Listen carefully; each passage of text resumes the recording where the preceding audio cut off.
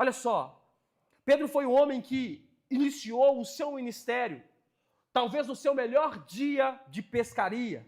No melhor dia, no dia em que Pedro mais faturou na pescaria, ele abandonou tudo e foi acompanhar o Senhor, que é o que lemos quando ele foi chamado para o ministério.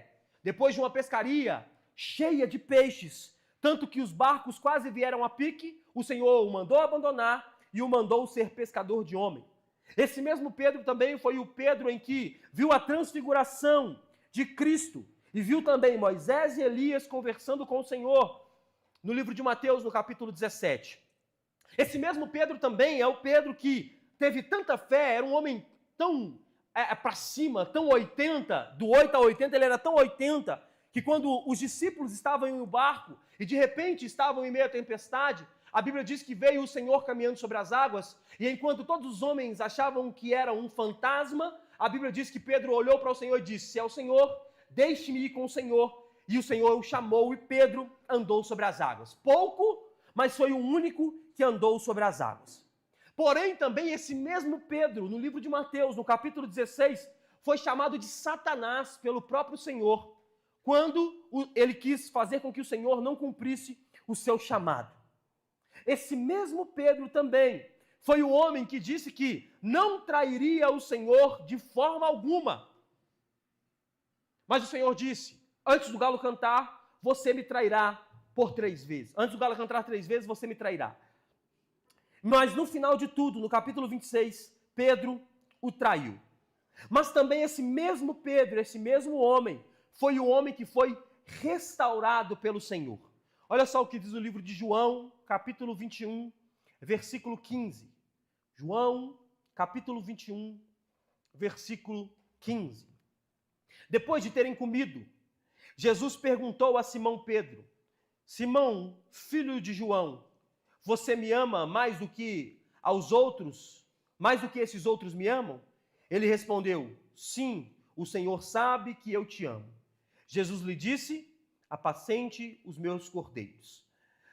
Jesus perguntou a segunda vez: Simão, filho de João, você me ama? E ele respondeu: sim, o Senhor sabe que eu te amo. Jesus lhe disse: apacente as minhas ovelhas. Pela terceira vez, Jesus perguntou: Simão, filho de João, você me ama? Pedro ficou triste por Jesus ter perguntado a terceira vez: você me ama? E respondeu: o Senhor sabe de todas as coisas, sabe que eu o amo. E Jesus lhe disse: apacente as minhas ovelhas. Essa aqui foi o relacionamento de restauração com Pedro. O Senhor sabia, e quando nós lemos a Bíblia Sagrada, nós percebemos que Pedro era uma montanha russa de sentimentos e ainda assim foi chamado para apacentar as ovelhas do Senhor e foi chamado para fazer o primeiro sermão da era da igreja. O que nos faz perceber, irmãos, que nos céus, diferentemente da terra, não há avaliação de currículo. No céu, não há avaliação de histórico de quem éramos. No céu, quando nós chegamos e nós somos restaurados por Cristo, não chega um anjo dizendo: tá bom, deixa eu ver o seu currículo e deixa eu ver se você está apto ou não para pregar o evangelho. Quando se trata das coisas do reino dos céus, os nossos currículos, o que nós fazemos no passado, o que nós fizemos no passado, de nada adianta. A Bíblia diz que o Senhor lança no grande mar os nossos pecados. Os nossos pecados, quando nós somos apresentados, quando somos redimidos e arrependidos, os nossos pecados não são somados à nossa nova vida. Existem pessoas que sim, querem viver do que eram. Hoje em dia tem uma baixa nisso, mas antigamente você passava pelas igrejas e você via várias placas: venha no sábado ou no domingo assistir o testemunho do irmão que era ex não sei o quê, ex não sei o quê, ex não sei o quê e ex não sei o quê. Talvez os mais novos não conhecem, não lembram, mas há um tempo atrás houve um homem na terra chamado Guina. Aí esse Guina dizia que ele era a figuração de uma música do Racionais MCs, que dizia que o Guina, que era o professor do crime, do Mano Brown, segundo na música lá, e esse Guina dizia: eu era esse cara. E aí ele dizia que tomou sei lá quantos tiros, não lembra mais, só você buscar no Google lá, tomou não sei quantos tiros, ficou morto 3 dias, ele liderava o PCC e o Comando Vermelho ao mesmo tempo. E esse homem, pasme você, ganhou muito dinheiro com a igreja. Porque todo lugar que ele ia era cheio de pessoas querendo ouvir o testemunho do cara, que era o ex-Racionais, que tomou tiro, que morreu, ficou 3 dias morto e que comandava as facções durante o tempo de vida e o tempo que ele teve no crime. Qual que é o problema, irmão?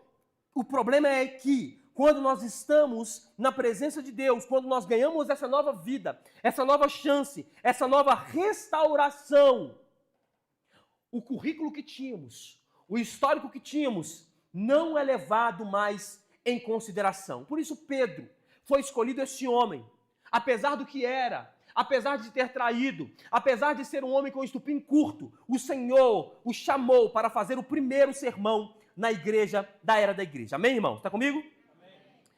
E aí Pedro se levantou para exortá-los e dizer o que estava acontecendo.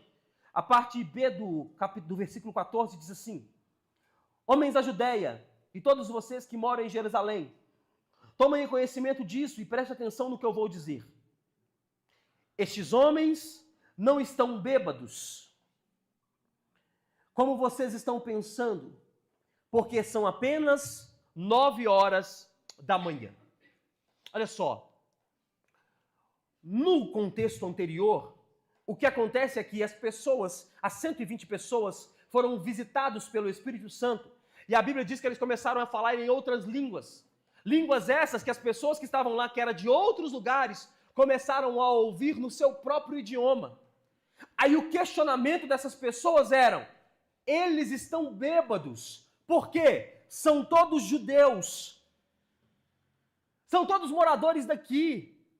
E eles estão falando línguas que nós entendemos. O questionamento deles era: o que estava acontecendo com essas pessoas? E aí eles dizem, eles estão bêbados. E o que Pedro diz? Não, eles não estão bêbados.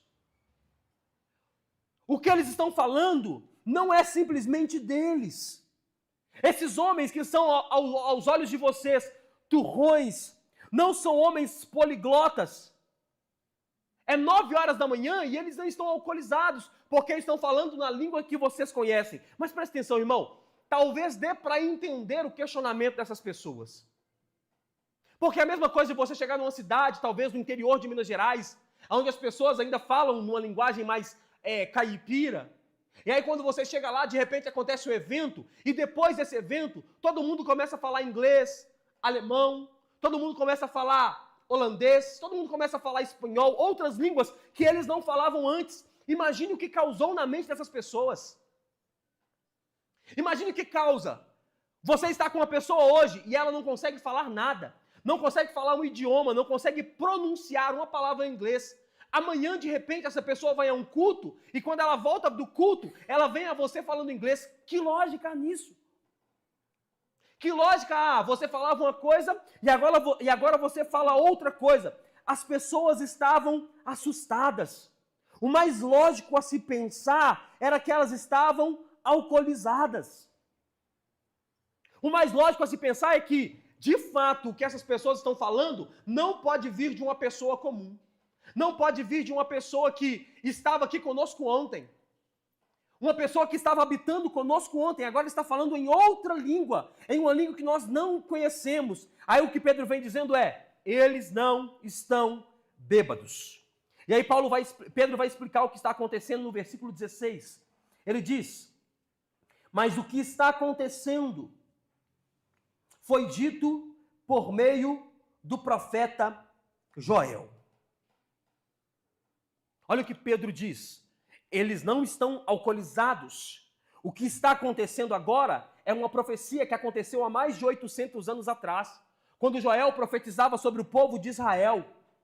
E no meio da sua profecia, ele dizia que haveria um renovo espiritual. Joel diz isso no capítulo 2 do seu livro.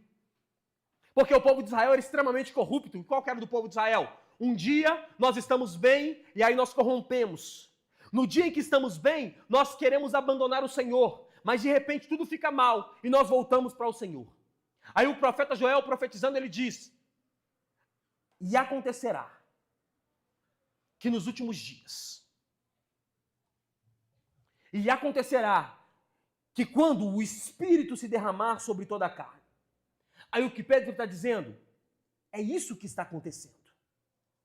O que está acontecendo não são homens perturbados. O que está acontecendo não são homens desconexos. O que está acontecendo foi prometido há mais de 800 anos atrás, através da vida do profeta Joel. E o que é? Versículo 17, parte A, diz: eu derramarei o meu espírito sobre toda humanidade, ou sobre toda carne. É isso que o profeta diz. Nós já sabemos, baseado no livro de Gênesis 6, no capítulo 6, que o Espírito de Deus não estava habitando perante os homens, porque o pecado dos homens se aumentou, e aí Deus tira o seu Espírito de habitar com o homem. O coração do homem é mau, e aí o Senhor não permite que o Espírito dele habite com o homem. Mas o que Joel profetiza é que o Espírito voltaria a habitar com o homem, não fora.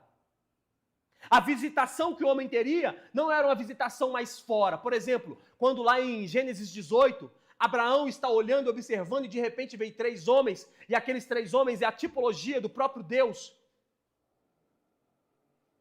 Não aconteceria fora, como por exemplo, quando Moisés está caminhando pelo deserto, e de repente aparece uma pedra, e aquela pedra é a tipologia de Cristo. Não seria mais uma tipologia, não seria mais alguma coisa fora. O que Joel estava falando é, a partir da descida e do derramar do Espírito Santo, não acontecerá mais fora, acontecerá dentro e de forma abundante. A partir da vinda do Senhor, não acontecerá mais fora, não será mais apenas uma visitação, onde Ele virá, nos visitará e vai embora. Não, será alguma coisa que vai acontecer dentro e vai permanecer até a volta de Jesus. E preste atenção, nós não devemos nos enganar. O derramamento do Espírito Santo não cessou em Atos, continua sendo derramado até hoje. Talvez ficou um pouco deturpado quando algumas igrejas usam isso e dizem que o derramamento do Espírito Santo vem através ou só de barulho, ou só de algazarra. Algumas pessoas dizem, você não tem o Espírito Santo porque a sua oração é silenciosa. Você não tem o Espírito Santo porque a sua forma de culto não é uma forma de culto expressiva. Mas não é sobre isso. O derramar do Espírito Santo, segundo a Bíblia Sagrada, não é sobre isso. Presta atenção. Primeira coisa, o Espírito Santo continua sendo derramado. Segunda coisa, como ele continua sendo derramado? Ou o que é essa representação do derramamento do Espírito Santo? O versículo 17 diz que, primeira coisa que acontece quando o Espírito é derramado, os filhos e as filhas profetizarão. Os filhos e as filhas profetizarão. O que mais que diz o versículo 17? A segunda coisa que acontece quando o Espírito é derramado, os seus jovens terão visões. O que mais diz? Os seus velhos sonharão. E o 18 diz, até sobre os meus servos e sobre as minhas servas eu derramarei o meu espírito naqueles dias e profetizarão. Isso aqui é comprovar que o Espírito Santo foi derramado. O quê? Filhos e filhas profetizando. E a palavra profetizar quer dizer falar sobre Deus, falar amando de Deus. E quando nós falamos isso no Novo Testamento, especificamente, é quando estão pregando e ministrando a palavra do Senhor. Os jovens terão visões, por exemplo, Pedro teve visão quando ele estava indo para pastorear ou para pregar o evangelho para Cornélio, que era o primeiro gentil a ser convertido. A palavra do Senhor diz que veio um lençol sobre ele. João teve visões quando ele estava na ilha de Patmos, abandonado, afastado, e o livro de Apocalipse é uma visão. A palavra do Senhor diz que os jovens teriam visões. Outra coisa, os velhos voltariam a sonhar. Sabe o que a Bíblia está dizendo? É que, a partir do momento do derramar do Espírito Santo, a vida do cristão, a vida daquele que nasceu de novo, ela deixa de ser apenas uma consequência do hoje. Porque quando nós estamos perdidos, quando nós não encontramos com o Espírito, quando nós não encontramos com o Senhor, a nossa vida se resume ao hoje. A nossa vida se resume ao agora. Mas o que a Bíblia está dizendo é que, com o Espírito Santo, até os velhos podem voltar a sonhar. Podem voltar a crer, a ter esperança. Aí qual que é o nosso problema nos dias de hoje? quando se trata do derramar do Espírito Santo, é que nós estamos no 80 ou nós estamos no 8. Qual que é o 80? É o exagero. Eu ia no monte algum tempo, muitas vezes, porque tinha alguns aqui perto. Eu gostava de orar no monte, ainda gosto. Porque é um lugar onde eu estou ali sozinho, nada me distrai. Mas eu me lembro da penúltima vez talvez, que eu fui no monte, que chamava Bebê, aqui no Carrefour, que aqui de perto fechou. Irmão, assim, ó, o monte é reto, é plano, não é muito alto, ele é plano só, e aí tem a cidade lá para baixo de Contagem. E aí a gente estava orando lá, e aí uns irmãos, sei lá, uns 10, rodando no monte, assim, ó, correndo de ponta a ponta com o braço aberto. De fato, nós tivemos que juntar os irmãos aqui para segurar as irmãs no meio, para terminar a oração, para descer, porque os caras descendo e rodando, e aí igual o avião rodando para um lado, rodando para o outro. E eu não estou dizendo, e eu não tenho capacidade de julgar se isso é ou não é o Espírito Santo, mas o derramar do Espírito Santo não diz que nós iríamos abrir os braços e correr perante um monte segundo a nossa própria consciência. Existem pessoas que são exageradas. Existem pessoas que falam segundo o seu coração, dizendo, o Senhor está mandando. Porque, por exemplo, quando se trata de profecia, eu sou o cara que creio que Deus pode revelar no hoje e no agora, amém? Amém. Por quê? Porque Deus continua sendo Deus. Então ele pode falar se ele quiser. Porém, nós temos que ter muito cuidado com o tipo de profecia e revelamento, nem é revelação, né? É revelamento que anda por aí. Porque o que nós vemos hoje são pessoas dizendo que eu vou revelar o seu CPF, eu vou revelar a sua identidade e o seu endereço. E a pergunta que sempre fica, e o questionamento é, o que muda? A outra profecia que às vezes acontece é, existem 5 pessoas que estão passando por um problema aqui e diz o Senhor que está resolvendo. Eu posso fazer isso agora? Você está passando por um problema, eu tenho certeza. Seja ele financeiro, seja ele na saúde, seja ele no casamento, seja ele na... Você está passando por um problema. Aí as pessoas vão em bando atrás do quê? Não atrás do derramar do Espírito Santo, que vai fazer nós entendermos a sua vontade, mas não. Nós vamos atrás daquilo que vai de encontro ao nosso coração. Aí eu saio da minha casa, preste muita atenção nisso. Às vezes eu saio da minha casa, vou para um lugar dizendo, eu vou para este lugar porque lá tem um profeta de Deus e eles se vendem dessa forma. Venha para cá porque aqui tem um profeta e esse profeta vai falar o seu coração. Aí você chega lá e ele sabe o seu CPF. Aí ele sabe o seu endereço. Sabe o que está acontecendo na sua vida e o que não está acontecendo na sua vida. Aí é o Espírito Santo? Não é o Espírito Santo? Não é sobre isso que eu estou dizendo. Eu estou dizendo que algumas coisas são exagero. Mas também eu estou dizendo que nós também não podemos achar que nada acontece quando se trata do derramamento do Espírito Santo. Por quê? Porque também viver como nada acontece, viver apenas baseados no natural, não tira nossa salvação, mas nos deixa longe de vivermos o que é sobrenatural. Irmão, não há nada melhor do que viver algumas coisas sobrenaturais com o Espírito. Não há nada melhor. Eu disse semana passada, preste atenção, o cristão tem que ser estranho. O cristão tem que viver de forma estranha. O mundo não pode conhecer o cristão. Ele tem que olhar e dizer, que maluquice é essa? Sabe o que eu gostava, e eu já falei isso algumas vezes, tem se reduzido, mas eu ainda amo as que eu vejo, as senhorinhas da igreja, do coque lá e do saião no pé e tal. O nível de fé que essas mulheres exercem. Essas mulheres, às vezes, têm uma vida sofrida, a maioria delas. A maioria delas vive uma vida sofrida, por consequências delas ou por consequências das pessoas que elas vivem. A maioria tem um casamento ruim, os filhos maus. A maioria vive em problemas, mas elas exalam uma fé sobrenatural. Eu já vi uma dessas orar para bebê morto em barriga e o bebê ressuscitar. Você não tem noção do que eu estou falando, não, irmão. Da pessoa chegar na igreja desesperada, com o bebê morto, parou o batimento, e o médico diz que o batimento não tem mais. A mulher botar a mão na barriga e o batimento do bebê voltar na hora. Eu já vi fatos dessas mulheres orarem. E aí a pessoa começar a vomitar dentro da igreja. e através do vômito a pessoa estava com câncer, volta no médico e diz, não tem câncer mais. Existem os extremos que nós devemos ter cuidado, mas também existem o banalizar o poder do Espírito que nós devemos ter cuidado, porque a Bíblia é cheia de sobrenatural. Por exemplo, Atos capítulo 8 revela que Filipe, um dos apóstolos, foi teletransportado. Você acredita? Estava pregando para o eunuco, aí ele entrega, o eunuco está lendo, ele diz, entende o que lê? Não. Ele lê, o eunuco diz, o eunuco pergunta para ele, o que me impede de ser batizado? Ele, nada, tem água, vamos batizar. Batizou, tchau. Aí a Bíblia diz que ele saiu dali e foi para outro lugar.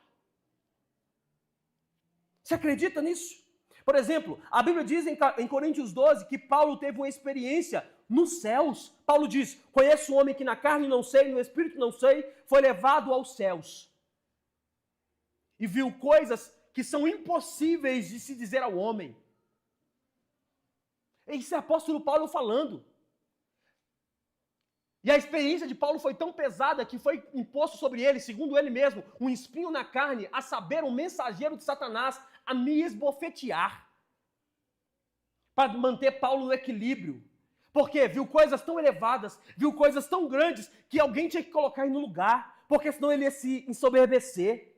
O próprio João, no livro de Apocalipse, teve visões e viveu o sobrenatural com o Espírito. O cara que escreve, que viu o Senhor, e escreve como acontecerá o fim de todas as coisas.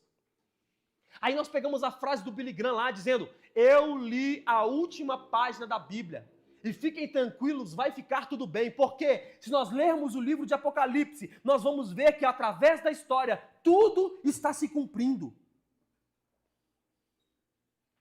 Por quê? Porque o Espírito Santo pode fazer aquilo que ele quiser, a hora que ele quiser, conforme ele quiser. Então preste atenção, quando se trata do derramar do Espírito, não precisa ser o 80 e nem precisa ser o 8. Nós precisamos estar equilibrados com aquilo que o mundo espiritual está oferecendo. Está comigo, irmão? Amém. Pode ser que mesmo cheios do Espírito Santo, pode ser que mesmo que estejamos transformados do Espírito Santo, cheios do Espírito Santo, pode ser que não vivamos coisas tão espirituais ou tão sobrenaturais. Mas todo aquele que vive alguma coisa sobrenatural, com certeza, ele está cheio do Espírito Santo. Ou seja, viver imergido no Espírito Santo, pode ser que eu não viva algumas coisas que outras pessoas viveram. Mas todo aquele que viveu o sobrenatural, ele está imergido no Espírito Santo. E aí Paulo, ele continua dizendo que alguns milagres vão acontecer no versículo 19. Olha só o que ele diz. Mostrarei prodígios em cima do céu e sinais debaixo da terra, sangue, fogo e nuvens de fumaça. O sol se transformará em nuvens e a lua em sangue, antes que venha o grande e glorioso dia do Senhor. Olha só o que Joel estava dizendo e Pedro replica. Pedro está dizendo que após o derramar do Espírito Santo, o que falta acontecer são prodígios no céu, milagres na terra. O mundo entra em cataclisma. E aí, presta atenção, se você observar o que está acontecendo no mundo, o mundo está obedecendo o que a Bíblia Sagrada está dizendo. O mundo está entrando em colapso. O mundo está entrando em tempos, em dias maus. Por exemplo, na Europa, eu vi essa semana que eles não estão suportando de calor. Europa, onde as pessoas viviam no frio, hoje não estão suportando de calor. Geleiras e geleiras derretendo. Não cabe a nós adivinhar quando será o dia que o Senhor virá, qual será o dia do Senhor, mas cabe a nós observar que o Espírito Santo já foi derramado sobre aqueles que creem. E cabe a nós saber que os sinais estão caminhando para que o nosso Senhor volte, segundo a profecia de Joel. E segundo aquilo que Pedro replicou. O que cabe a nós, irmãos, é saber que o que nós devemos fazer é estarmos cheios do Espírito Santo. O que cabe a nós não é ficarmos tentando adivinhar. Depois que o Senhor foi derramado, depois que o Espírito foi derramado, as coisas estão acontecendo, que dia virá o Senhor? Não. O que cabe a nós é vivermos uma vida cheia do Espírito Santo, ainda que as pessoas nos confundam com aqueles que estão bêbados. E por fim, Pedro faz o apelo no versículo 22, que diz assim: e acontecerá que todo aquele que invocar o nome do Senhor será salvo.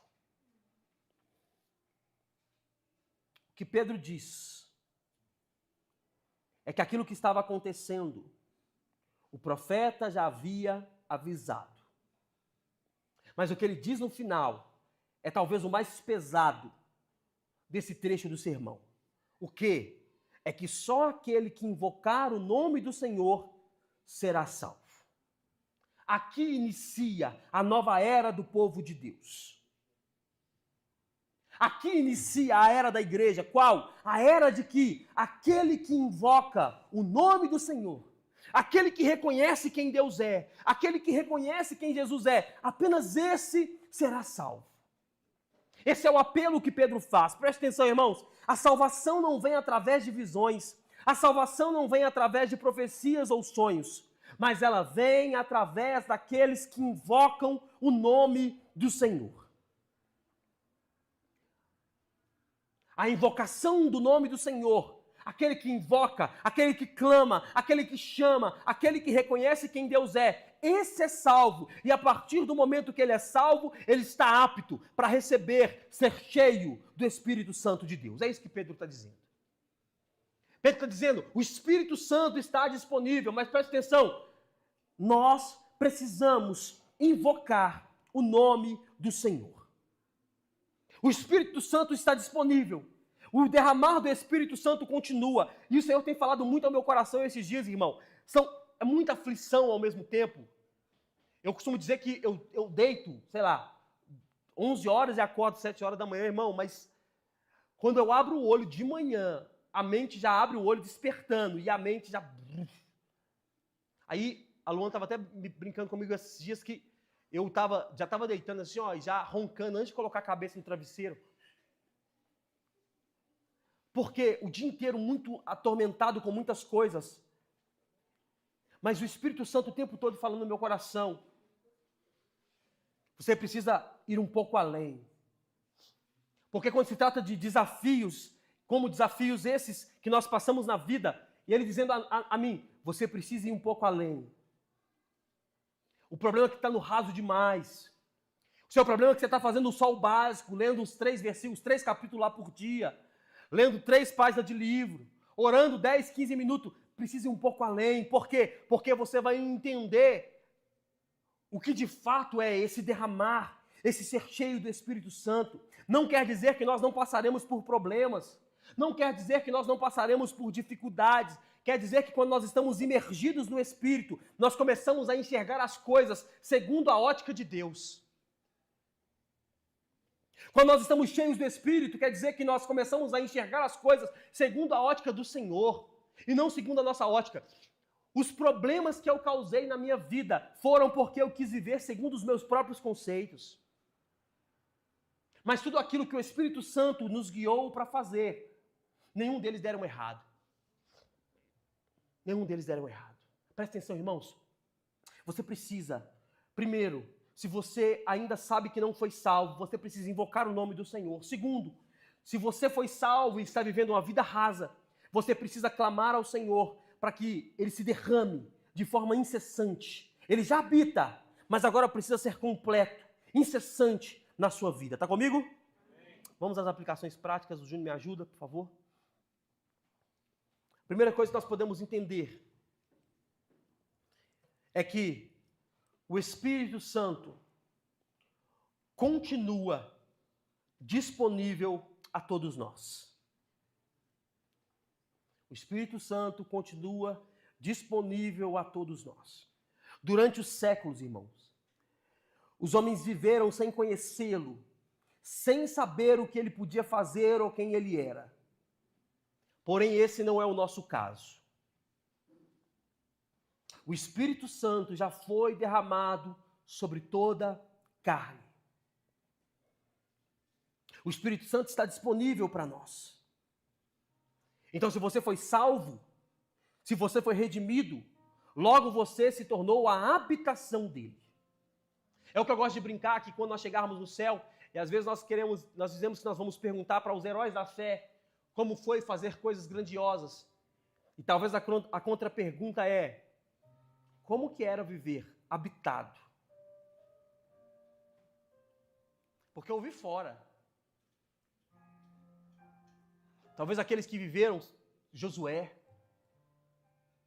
que viu fora, viu o mar vermelho abrir, viu rocha sair água, viu água amarga tornar doce, viu o maná cair do céu, viu codorniz cair do céu, viu o povo de Israel cercar uma cidade e com trombeta derrubar muro. Que eu estou surtando nesse texto esses dias. Que é loucura Deus fazer o povo destruir um muro com trombetinha e dando volta. Aí a gente pode chegar em Josué e dizer: e aí, Josué, como é que era? Conte pra gente, bota no telão aí como que era. Soprar trombeta e muro cair. Aí talvez Josué diz: não, eu tô te esperando aqui para te perguntar como que era viver habitado. Porque eu via fora, você tinha dentro. Os profetas, sacerdotes, tinham que consultar Urim, Tumim, essa conversa toda, para saber qual era a vontade de Deus. Você e eu não, é só entrar no quarto, fechar a porta e orar. E o contato é direto. Tem essas perguntinhas de rede social, né? E aí, dias para trás, eu vi alguém perguntando: o que você falaria se você tivesse 5 minutos com Jesus? Aí eu vi a resposta de uma pessoa dizendo: eu já falo com ele todo dia.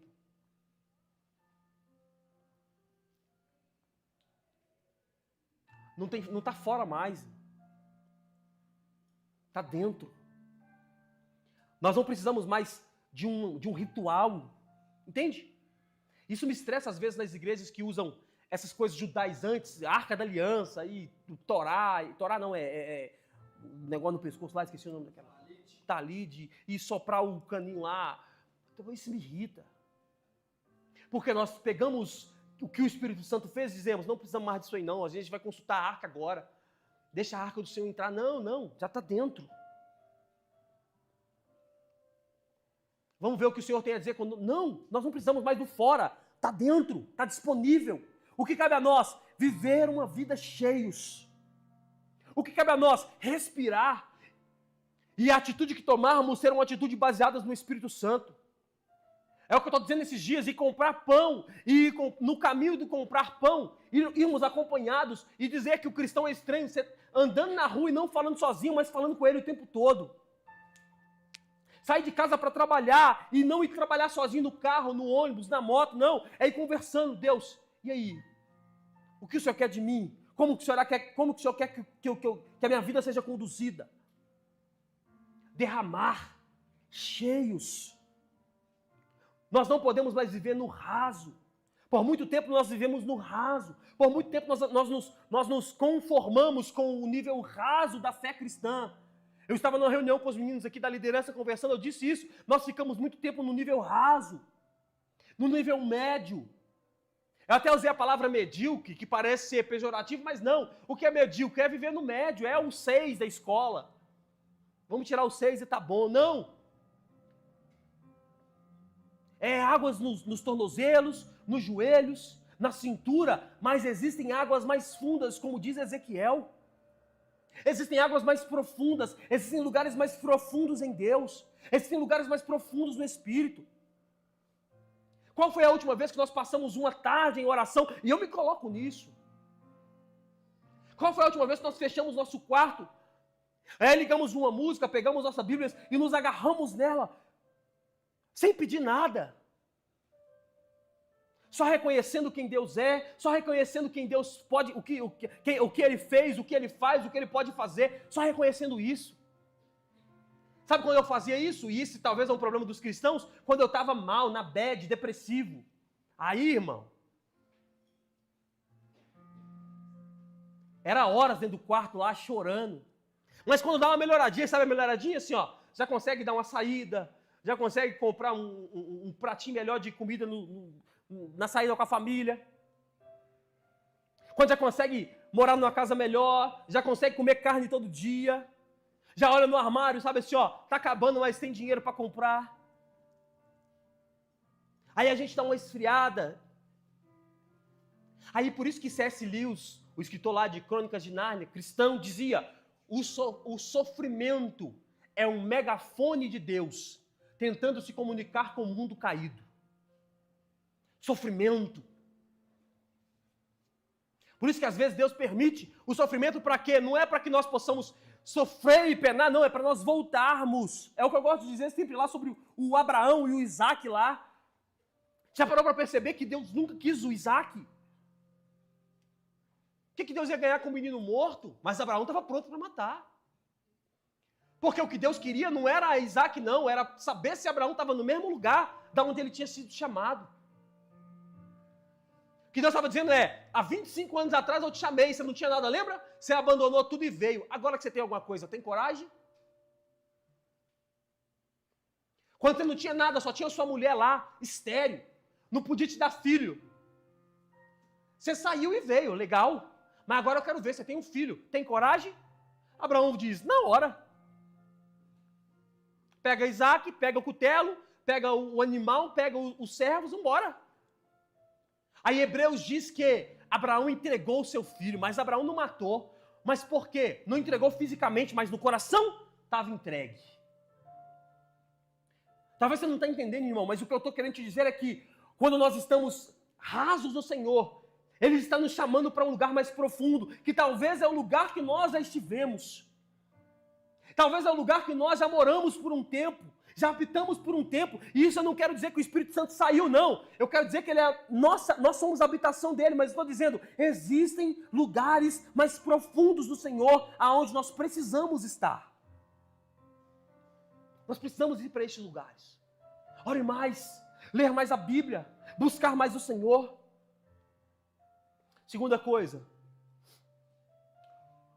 toda a pregação do Evangelho deve revelar que Jesus Cristo é Deus. Olha só o que ele diz no versículo 36 de Atos 2. Diz assim: portanto, toda a casa de Israel esteja absolutamente certa de que a este Jesus que vocês crucificaram, Deus o fez Senhor e Cristo. Essa aqui é a continuação do sermão de Pedro, que primeiro ele diz que o Espírito foi derramado, ele diz que sinais virão, ele diz que Jesus é o descendente de Davi, mas no final ele diz: o homem que vocês crucificaram era Deus. O homem que vocês colocaram numa cruz, prenderam no madeiro, era Deus. E esta é a mensagem do Evangelho. E se for para não desanimar, preste atenção, o que nós podemos dizer é que, se Jesus não for Deus, nós não temos uma mensagem para ser pregada. Outra coisa, se Jesus não ressuscitou, não é evangelho. Se Jesus não subiu aos céus prometendo que iria nos buscar, também não é evangelho. O que eu quero te dizer, irmão, é que o evangelho tem sim poder para curar, tem sim poder para restaurar, tem sim poder para libertar. Porém, esse não é o todo do evangelho. Quer saber qual é o todo do evangelho? Filipenses capítulo 2, versículo 7. Projete aí na tela para mim, por favor. Filipenses capítulo 2, versículo 7. A palavra do Senhor diz assim: pelo contrário, ele se esvaziou, assumindo a forma de servo, tornando-se semelhante aos seres humanos e reconhecido em figura humana. Ele se humilhou, tornando-se obediente até a morte e morte de cruz. Por isso também Deus o exaltou sobremaneira e lhe deu o nome que está acima de todo nome, para que ao nome de Jesus se dobre todo o joelho nos céus, na terra e debaixo da terra, e que toda língua confesse que Jesus Cristo é o Senhor, para a glória de Deus o Pai. Esse aqui é o conteúdo do Evangelho. Cristo crucificado. Nós não precisamos de maquiagens para dizer o que é Evangelho, não. Nós não precisamos de outras desculpas para dizer o que é o Evangelho, não. Esse aqui é o Evangelho. O que? Deus se despindo da sua glória e descendo para resgatar o homem caído. É o que eu digo para vocês, que eu dou razão para o ateu. Quando se trata disso aqui, irmão, dou razão. Por quê? Porque é inconcebível acreditar nisso. Porque todas as religiões, sabe o que é? É Deus buscando um homem. As outras religiões é um homem entregando um sacrifício. As outras religiões é um homem entregando algo para ver se encontra Deus. Só no Evangelho é o próprio Deus se entregando para encontrar o homem caído, morto. Só no Evangelho é isso. Pedro está dizendo, esse homem que vocês crucificaram, esse homem era Deus. Vocês cumpriram o plano divino crucificando o Filho de Deus.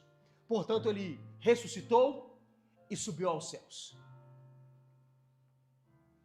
O conteúdo do Evangelho é Cristo crucificado em favor de resgate àqueles que estavam perdidos. Terceira e última coisa.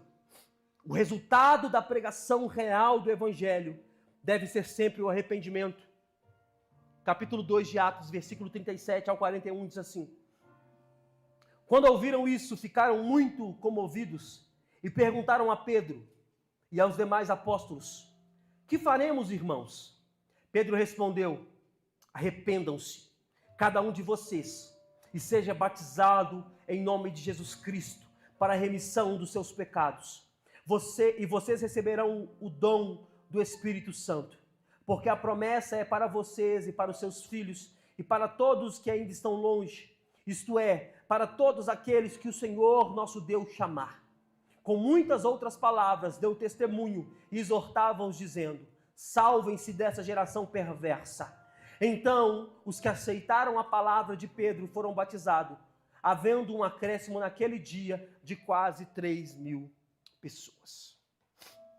O resultado da pregação do Evangelho é sempre o arrependimento. O Evangelho, ou a suposta pregação do Evangelho, não pode ser em troca ou em prol daquilo que eu quero receber.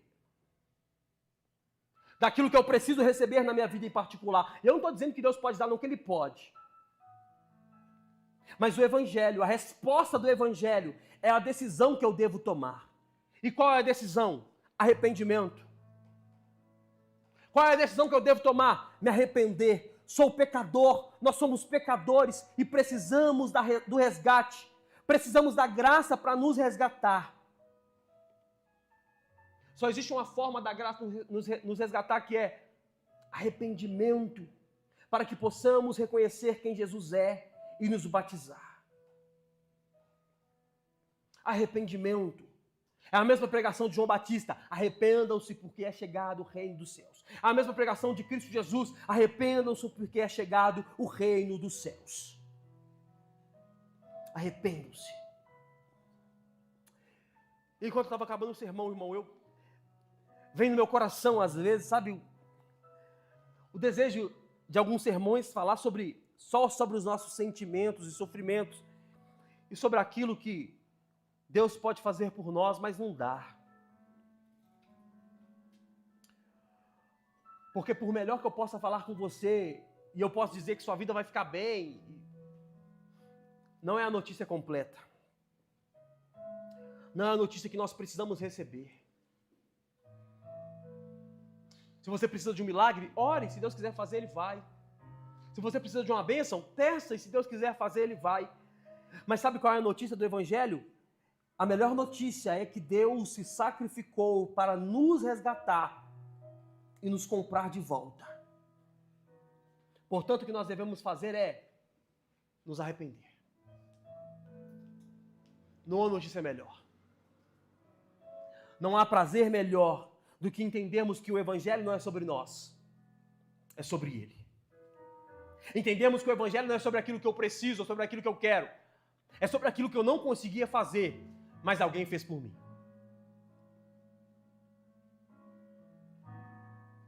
O restante a gente dá um jeito.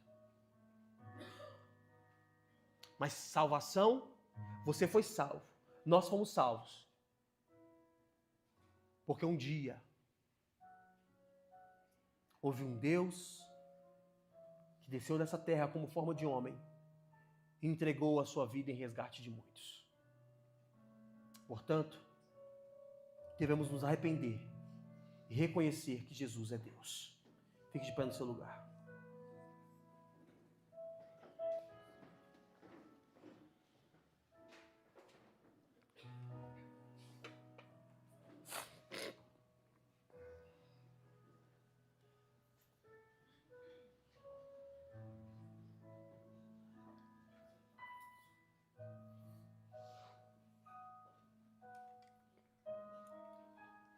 Arrependei-vos, para que possamos viver segundo a vontade de Deus. Vamos orar. Nós te louvamos, Senhor. Nós te louvamos porque o Teu Espírito está disponível a nós. Nós somos a habitação do Espírito Santo. Nós queremos ser completamente tomados e cheios. Não nos permita viver uma vida rasa. Não nos permita viver uma vida, Pai, onde nossas concepções e aquilo que queremos fazer é o que é de maior em nossas concepções. Não nos permita, Pai, viver uma vida onde aquilo que queremos é a atitude que tomamos, mas que o Senhor possa nos conduzir.